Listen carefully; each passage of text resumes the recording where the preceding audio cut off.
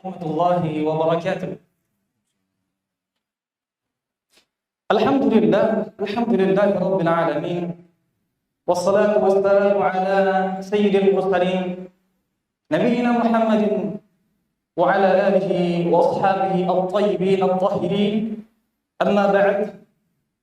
فنسأل الله سبحانه وتعالى أن يمن علينا بالعلم النافع والعمل الصالح وأن يفقهنا في الدين وأن يفتح لنا فتوح العارفين وأن يرزقنا الإخلاص في الأقوال والأعمال. اللهم آمين. أهلا وسهلا. Cek.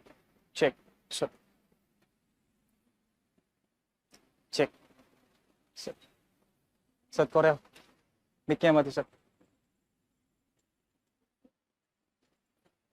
Cek. Mungkin sambil dijawab mungkin, Set.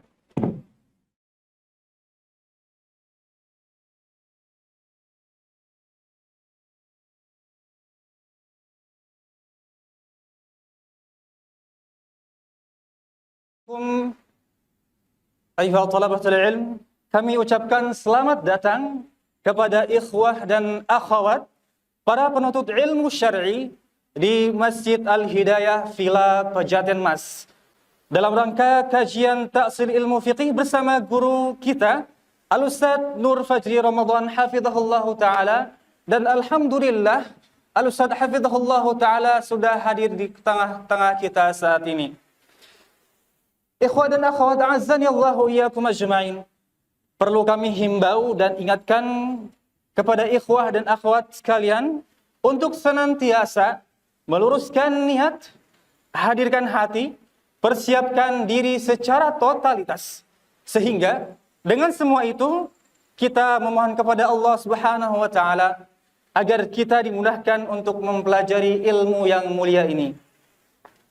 Insyaallah taala ikhwah dan akhwat azani Allahu iyyakum, Al-Ustadz Nur Fajri hafizahullah taala dan panitia penyelenggara berusaha mengemas kajian ini dengan konsep yang menarik insyaallah taala, yang mana insyaallah di sebagian materi akan dibarengi dengan praktek. Kemudian setiap pertemuannya akan disajikan soal review test dengan konsep kuisis insyaallah. Dan 3 nama teratas insyaallah berhak mendapatkan hadiah yang menarik yang sudah disiapkan oleh panitia. Terima kasih kami ucapkan kepada DKM Masjid Al-Hidayah Villa Pejaten Mas dan juga jajaran pengurus Masjid Al-Hidayah Villa Pejaten Mas, kemudian Rumah Quran Qurratul A'yun atas segala upaya yang telah antum kerahkan untuk acara ini. Ikhwah wa akhwat azanallahu wa iyyakum, tanpa memperpanjang muqaddimah, langsung saja kita masuk ke materi kepada Al-Ustadz Nur Fajri Ramadan hafizahullah taala, falyatafaddal mashkura.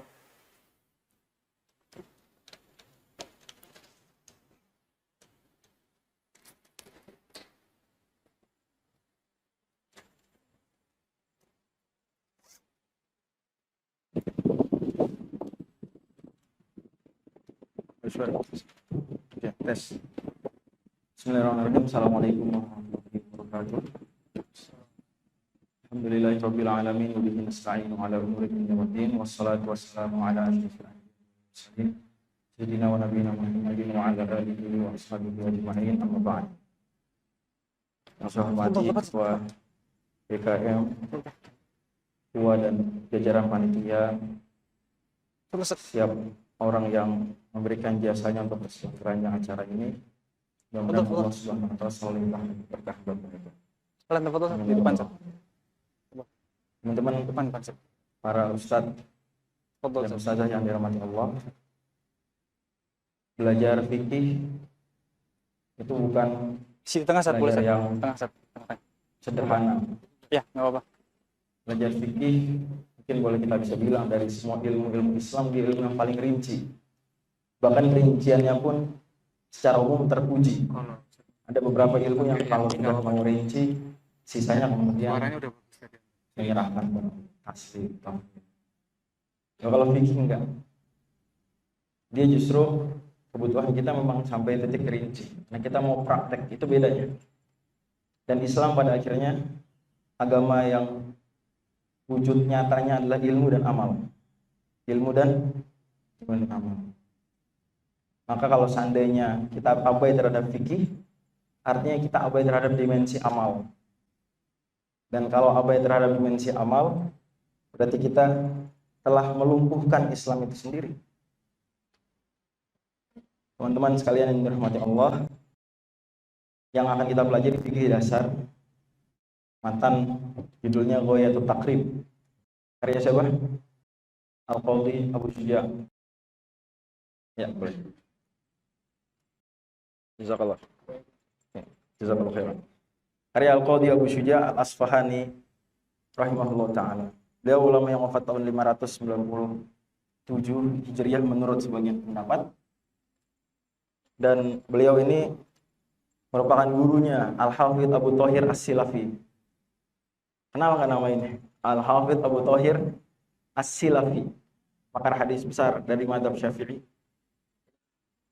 Kemudian disinyalir guru beliau, wallahu a'lam, termasuk di antara guru beliau adalah Al-Qadhi Al-Mawardi. Al-Qadhi Al-Mawardi. Nama besar juga. Penulis apa? Al-Mawardi. Yang terkenal. Biasanya orang tahu Al-Ahkam As-Sultaniyah biasanya. Atau Al-Hawi Al-Kabir.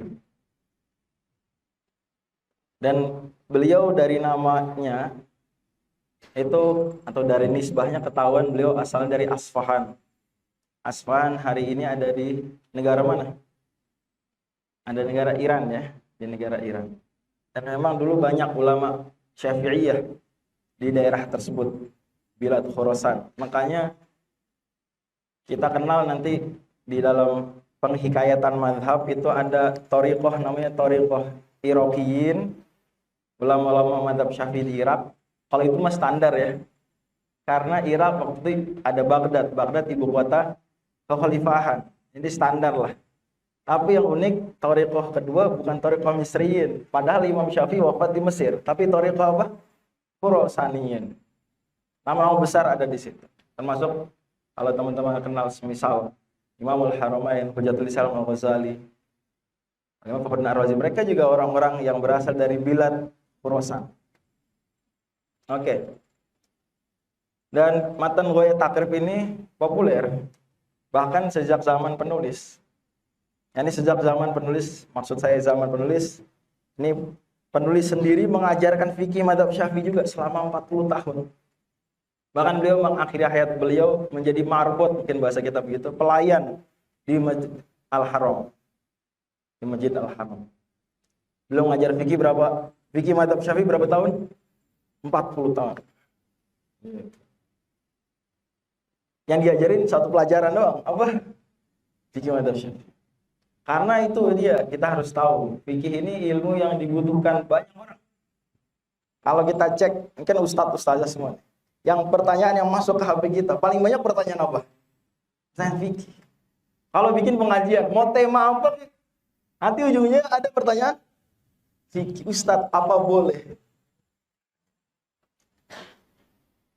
Tapi menariknya, meskipun pertanyaan fikih itu banyak, tapi masih banyak juga hal-hal mendasar fikih yang banyak orang nggak tahu. Wabil khusus yang tidak mengenyam pendidikan keislaman ya secara serius, itu didapati bahkan mandi wajib saja. Pernah ada sosial eksperimen ya di YouTube, mungkin masih ada videonya, saya pernah lihat aja dulu. Ditanya, gimana caranya mandi besar? Tahu gimana? Paling ditanya anak SMA. Jadi masih kita ngeremehin mengajarkan fikih? Enggak boleh. Kita harus serius. Pernah nggak lihat ada orang nggak tahu cara tayamum? Saya hampir nggak pernah kalau sujud sahwi itu jamaah 100% bener. Mesti ada jamaah yang sujud sahwinya kagok. Kagok. Tahu itu saya tuh dilaporin. Ustaz tadi tuh banyak yang nggak ikut sujud sahwi. Astagfirullah. Ya, gimana itu coba? Makanya jangan sampai teman-teman sekalian nih yang diberi anugerah oleh Allah Subhanahu wa taala kesempatan untuk belajar Islam, bahkan mungkin hafal banyak ayat, banyak hadis. Kemudian abai terhadap bangsa. Nggak boleh. 20 tahun lagi kira-kira kita sudah mencapai Indonesia emas 2000 berapa? 45. Kira-kira 20 tahun lagi. Kalau Indonesia emas 2045 isinya generasi yang nggak ngerti mandi besar, nggak ngerti sujud sahwi, nggak ngerti tayamum, dosa ustadz dan ustazahnya. Dosa. Karena mengajarkan hal seperti ini hal yang menjadi kewajiban. Pastikan kita tuh ada majelis, dalam majelis kita kalau kita ngisi pengajian, nanti mungkin nggak harus sekarang. Bisa juga sekarang lagi masa menuntut ilmu awal-awal. Nanti seandainya sudah menjadi pendakwah, harus ada pengajian fikihnya, harus ada. Ya, harus ada porsi untuk itu. Sekarang saya tanya, ya, dari teman-teman semua, ustadz sekalian, siapa yang udah pernah belajar matan ini sebelumnya? Angkat tangan. Sampai selesai ya? Oke. Berarti kebanyakan belum. Alhamdulillah. Di takmili masih dipelajarin nggak matan Nabi Syuja? Kan ada kampus dekat sini. Dulu ada program takmili, saya peserta program takmili juga. Di itu kita semester 1 belajar kitab Thaharah dan kitab Shalah. Semester 2 belajar kitab nikah. Jadi matan Nabi Syuja cuma sedikit, ya, ini sebagian. Tapi bisa dibilang yang paling pentingnya lah. Masih ada nggak pembelajaran seperti itu? Nggak ada. Berarti sama sekali bisa aja idat 2 tahun terus syariah nggak belajar matan Nabi Syuja sama sekali. Bisa begitu ya? Oke. Yang berarti makin besar urgensi belajar kita hari ini. Dan matan yang mau dipakai itu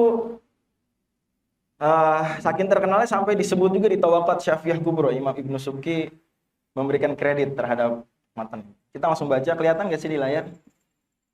Kelihatan nggak? Oh enggak, bisa dibuat kelihatan di layar.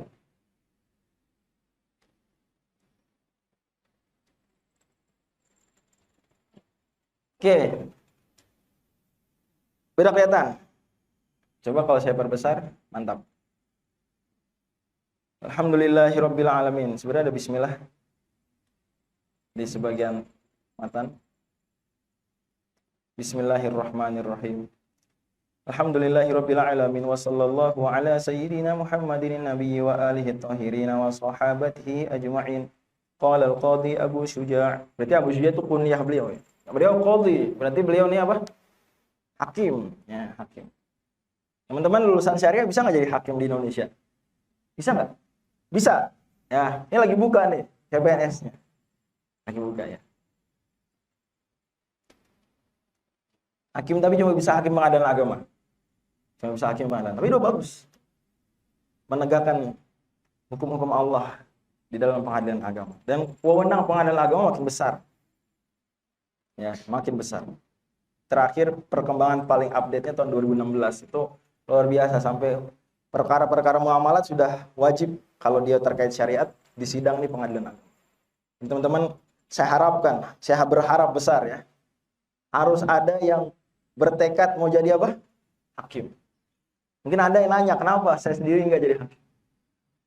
Saya sebenarnya dulu menjadi hakim, cuma sama ibu saya nggak boleh, karena kalau jadi hakim pengadilan agama mesti dilempar dulu awal-awal karirnya kemana? Ditugasin ke daerah terpencil. Ibu saya nggak mau. Tahun 2017 saya hampir daftar, udah siap, udah belajar ya. Bahkan saya udah ikut PKPA juga, masuk APSI, Asosiasi Advokat Syariah Indonesia. Tapi nggak boleh. Walaupun begitu saya tetap serius mempelajari ilmu peradilan. S2-nya juga jurusannya jurusan peradilan. Karena dengan menjadi hakim, teman-teman tidak hanya berteori tapi juga apa? Berpraktek. Dan nanti di tempat terpencil tersebut itu teman-teman diposisikan istimewa, ya nggak sih? Hakim. Bisa nggak ngisi ceramah hakim pengadilan agama? Bisa. Udah dikasih rumah dinas, gajinya gede, nggak apa-apa. halal, ya. Bahkan dalam kitab-kitab Syafi'i nanti ada keterangan, siapa yang butuh duit, niat jadi hakimnya butuh duit mencari nafkah, boleh. Maaf. Tapi biar berpahala juga dia niatkan sekalian apa? Nasrul ilm. Gitu. Itu penting, dan di tempat tersebut teman-teman kayak dai pedalaman, karena ditaruh di pedalaman. Ahmad bin Hasan, sebagian peneliti bilang Ahmad bin Husain, oke. Al-Asfahani rahimahullah. Sa'alani ba'dul asdiqai hafizahumullahu ta'ala an a'mala mukhtasaran fil fiqhi. Sebagian teman, maksudnya teman di sini murid sebetulnya, tapi para ulama suka tawadhu mereka, ya bukan suka, memang ulama tawadhu. Mereka tuh kalau nyebut murid ikhwan, sa'alani ba'dul ikhwan. Gitu ya. Kayak Al-Hafidz Ibnu Hajar kan gitu di Nukhbatul Fikr. Sa'alul ikhwani an ulakhisalahul muhimma min dzalik. Ikhwan, saudara, maksudnya murid. Ini juga sama, teman. Maksudnya apa? Murid. Hafizahumullah ta'ala. Mudah-mudahan Allah jaga mereka. Untuk saya membuat mukhtasar, ringkasan fil fiqhi, dalam ilmu apa? Ilmu fiqh. Ala madhabil Imam Syafi'i, sesuai dengan madhab Imam Syafi'i. Rahmatullahi ta'ala alaihi wa ridwanuhu. Fi ghayatil ikhtisari wa nihayatil ijaz, seringkas-ringkasnya, sesingkat-singkatnya. Mirip apa tuh? Teks proklamasi ya. Liyaqruba 'alal muta'allimi darsuhu. Emang kenapa kalau ringkas? Buat apa? Kok bikin buku ringkas-ringkas? Kata beliau, supaya mudah dijangkau oleh siapa? Pembelajar. Wa yashula 'alal mubtadi'i, dan supaya gampang dihafalkan. Ya juga harapan saya juga, teman-teman hafalkan matan ini, hafalkan. Ya. Ini sebuah kemestian lah.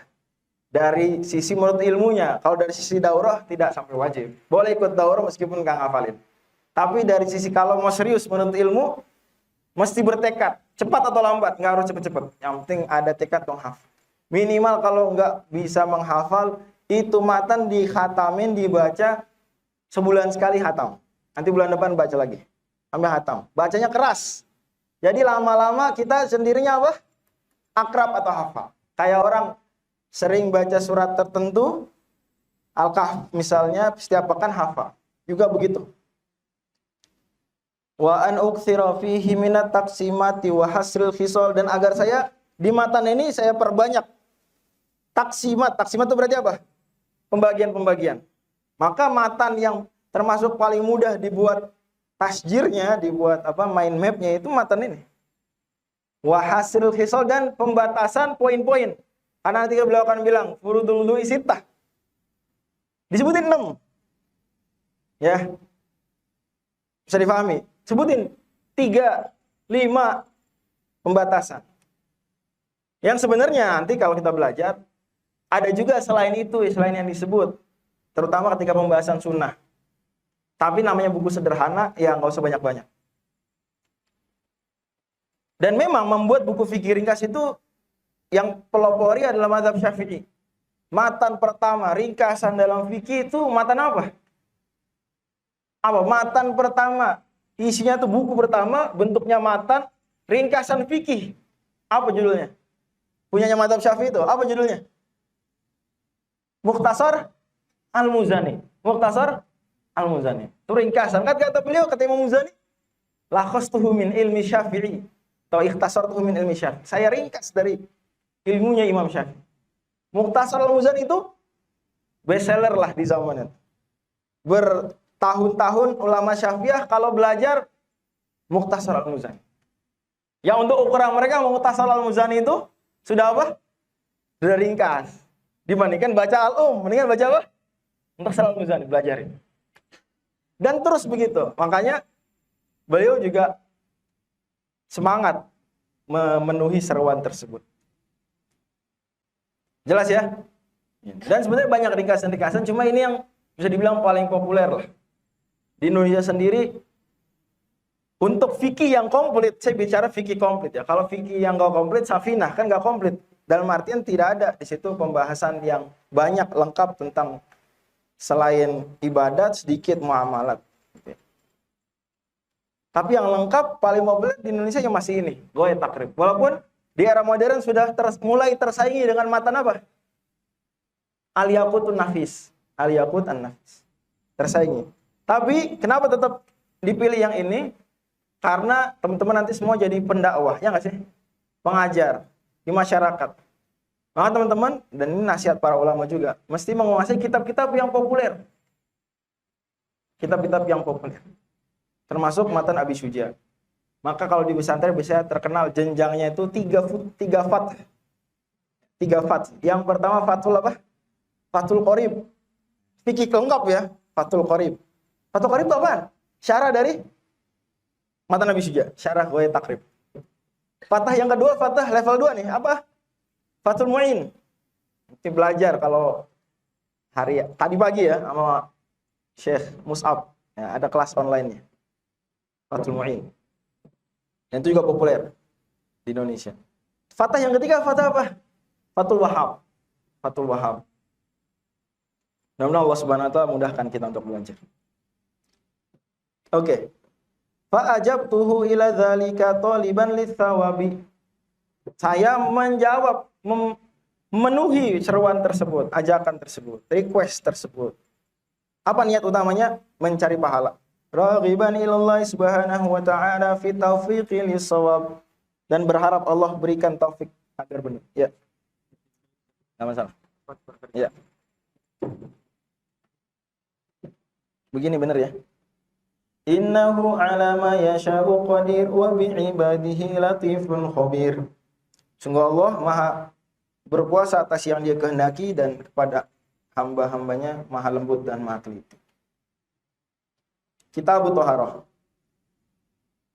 Sebelum masuk saya mau nyebutin dulu ya. Mazhab Syafi'i ini dalilnya apa aja.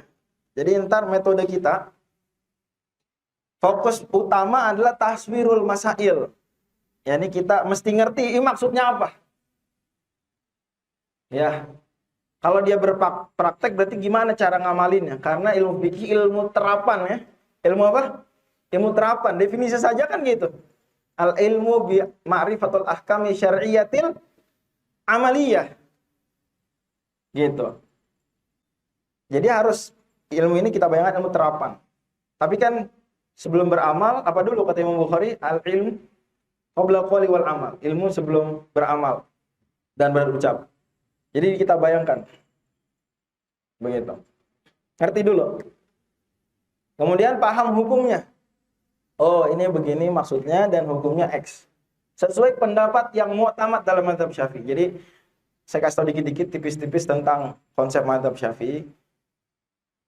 Bahwa namanya mazhab itu nggak selalu satu pendapat, satu mazhab. Mazhab itu isinya Imam Syafi'i sebagai muassis dan kemudian murid-murid beliau angkatan pertama Al-Imam Al-Muzani, Al-Imam Rabi', Al-Imam Al-Buwaiti dan lain-lain. Terus angkatan berikutnya sampai sekarang.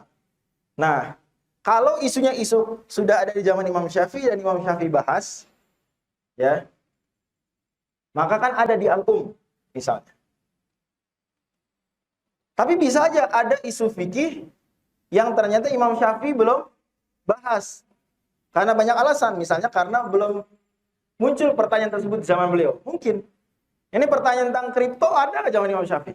Kan nggak ada. Tapi bisa nggak dicari pendapat mazhab Syafi'i tentang apa tuh? Menggunakan cryptocurrency? Bisa aja. Saya bilang bisa ya. Mudah atau susahnya itu urusan lain. Tapi bisa. Jadi tiap zaman tuh akan ada isu fikih yang baru. Sangat memungkinkan. Sehingga namanya mazhab Syafi'i itu pokok awalnya metode. Apa pokok awalnya? Metode. Usulnya lah istilahnya. Dan usul tersebut sederhananya kembali kepada apa saja sih yang dalam mazhab Syafi'i itu menjadi dalil. Apakah misalnya contoh kesepakatan Ahlul Madinah, penduduk Madinah itu dalil dalam mazhab Syafi'i? Bukan dalil. Maka nggak bisa ada ulama Syafi'iyah kemudian berdalil dengan itu misalnya. Secara umum kita bilang nggak bisa. Nah, tapi mungkin saja dalam kasus-kasus yang baru tersebut, Imam Syafi'i belum bahas, ulama Syafi'i akan tersebar. Tadi kita sebut 2 tempat, Irak dan apa? Khorasan. Sama kita sebut juga tadi Imam Syafi'i wafat di Mesir. Ada nggak ulama Syafi'iyah berarti di 3 tempat ini? Ada. Anggaplah kita hidup di zaman abad keempat Hijriyah. Berarti ada ulama-ulama Syafi'i di tempat ini. Mereka akan bahas isu baru tersebut. Pertanyaan saya, apakah selalu mereka ketika menggunakan metode yang sama? Prinsip usul fikih mazhab Syafi'i. Hasilnya bakalan 100% sama? Jawabannya enggak 100% sama. Iya, banyak kemiripannya. Tapi ada beda-bedanya. Oke? Nah, tapi kan orang ketika bertanya, apa pendapat mazhab Syafi'i tentang hukum X? Kan nggak nyaman kalau dijawabnya. Ya, ada yang berpendapat gini, ada yang berpendapat gini. Kita butuh apa jawabannya? Pendapat ofisialnya lah, resminya. Nah, itulah kemudian usaha ulama-ulama semisal Imam Ar-Rafi'i yang wafat tahun 624 Hijriah. Kemudian dilanjutkan Imam An-Nawawi wafat tahun berapa? 676 Hijriah. Di abad 7 berarti itu. Ah, kemudian Imam Rafi'i dan Imam Nawawi ini ngumpulin buku-bukunya ulama-ulama Syafi'iyah sedunia. Ulama-ulama Syafi'iyah sedunia. Maka didapatin lah, oh ternyata ada beda-beda. Bedanya gimana? Kok bisa beda? Mana yang lebih kuat dalilnya? Mana yang lebih dekat kepada prinsipnya mazhab Syafi'i? Kira-kira itulah kemudian yang dijadikan pendapat resmi. Istilahnya pendapat mu'tamad. Pendapat apa? Mu'tamad. Jadi nanti yang akan kita tekankan berkali-kali itu pendapat mu'tamadnya aja. Pendapat apa? Mu'tamad. Dan di matan ini ada 29 pendapat itu nggak mu'tamad, nanti saya terangin. Dan kenapa begitu? Gampang jawabannya, karena Imam Al-Qadhi Abu Syuja itu wafatnya sebelum proses yang dilakukan Imam Rafi dan Imam Nawawi itu berjalan. Imam Rafi wafat 624. Al-Qadhi wafat 597, di sebagian sumber 593. Ya berarti apa? Berarti belum. Kan waktu itu sebelum Imam Rafi dan Imam Nawawi belum ada usaha nyata yang serius soal itu. Sementara ulama-ulama Syafi'i sedunia tersebar. Mereka punya nggak grup WhatsApp? Imam Ghazali bilang, menurut saya sih harusnya sunnah ini. Imam Ghazali, ya. Imam Ghazali itu banyak berdakwahnya di Baghdad ya, kan beliau dosen di Nizamiyah, profesor di Nizamiyah. Mungkin siapa yang zaman Imam Ghazali ya bilang, Imam Mawardi sih. Enggak begitu. Dan kita dapati diskusi sebenarnya ada, cuma kan kalau nggak pakai grup WhatsApp tuh apa? Lambat ya, nunggu bukunya nyampe. Contoh bisa Al-Ahkam Sultaniyah karya Al-Qadhi Al-Mawardi, itu kan dapat sebagian kritikan oleh siapa? Imamul Haramain. Ya, dia bilang ada nih sobat ulama Syafi'iyah juga yang nulis buku. Nah, kemudian beliau kritik. Berarti nunggu nyampe dulu bukunya. Dulu juga belum ada medsos ya. Belum ada medsos. Jadi ulama siapa fulan posting rilis hukum, fatwa, yang lain nggak bisa segera komentar. Maka nanti kita setelah sudah memahami apa dan bagaimana isunya, apa hukumnya menurut pendapat resmi apa? Nah, sebagai bonus, saya juga mau berusaha memberikan apa dalilnya. Karena saya tahu lah di sini bukan pemula dalam belajar fikih secara umum ya. Dalil. Jadi kenapa nih? Kenapa mazhab Syafi'i ini? Kok ketika ngusap kepala saat wudu cuma apa? Yang rukun, yang wajib cuma sebagian. Kenapa nggak seluruh kepala? Dikemanain tuh hadis yang Nabi mengusap semua kepala? Misal contoh, misal. Gitu ya. Kan perlu ada jawaban atas pertanyaan tersebut kan ya. Kelas kita bukan fikih muqaran atau fikih muqarin. Dua-duanya boleh. Muqaran, muqarin. Kita bukan kelas fikih muqarin, tapi nanti tanpa perlu menyebut ada pendapat yang berbeda, siapa yang berpendapat tersebut, saya akan singgung. Terus hadis ini dikemanain? Nah, gitu ya. Kemudian bagaimana cara memahaminya? Jelas ya? Karena Imam Syafi'i terkenal beliau mengatakan idza shahal haditsu fa madhhabi. Dan Imam Syafi'i julukan beliau adalah Nasirus Sunnah. Dan Imam Syafi'i nggak main-main menuntut ilmunya.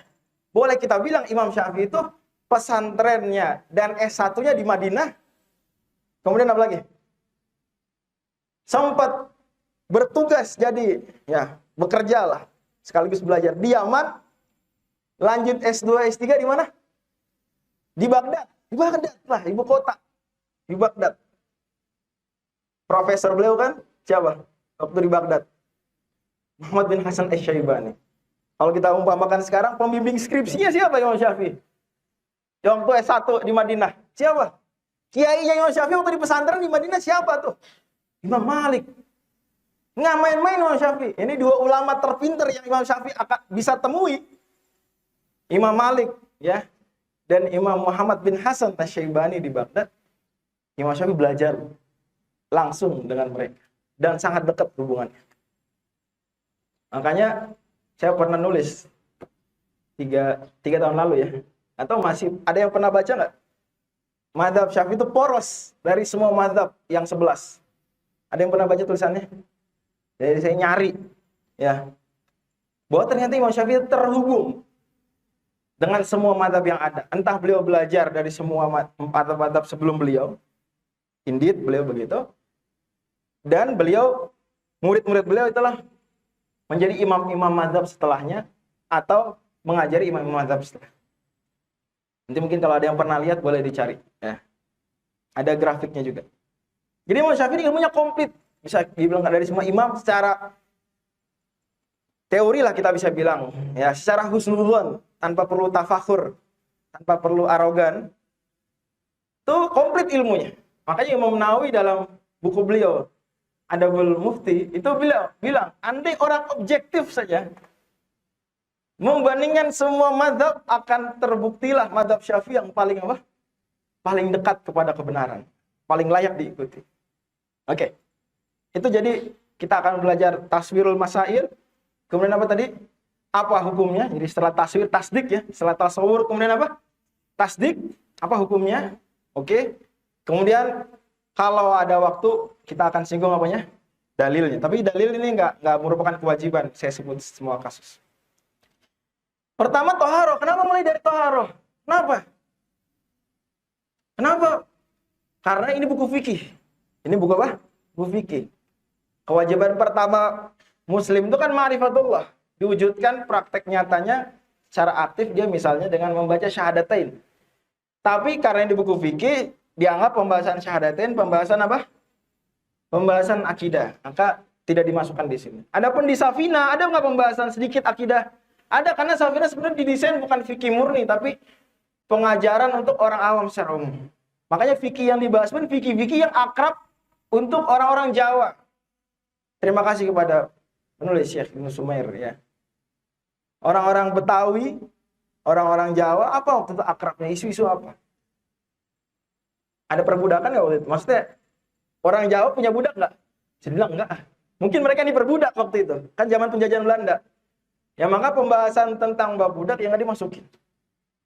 Dan seterusnya dan seterusnya.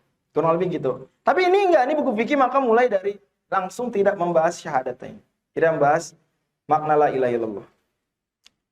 Pertanyaan kenapa mulai dari kitab Thaharah? Karena ibadah yang paling ya masuk cepat di kepala dari ibadah itu ibadah apa? Salat. Ya, biasa orang juga baru masuk Islam, terima kasih banyak. Ibadah yang biasa dia pertama kerjakan kan salat. Jazakallahu khair.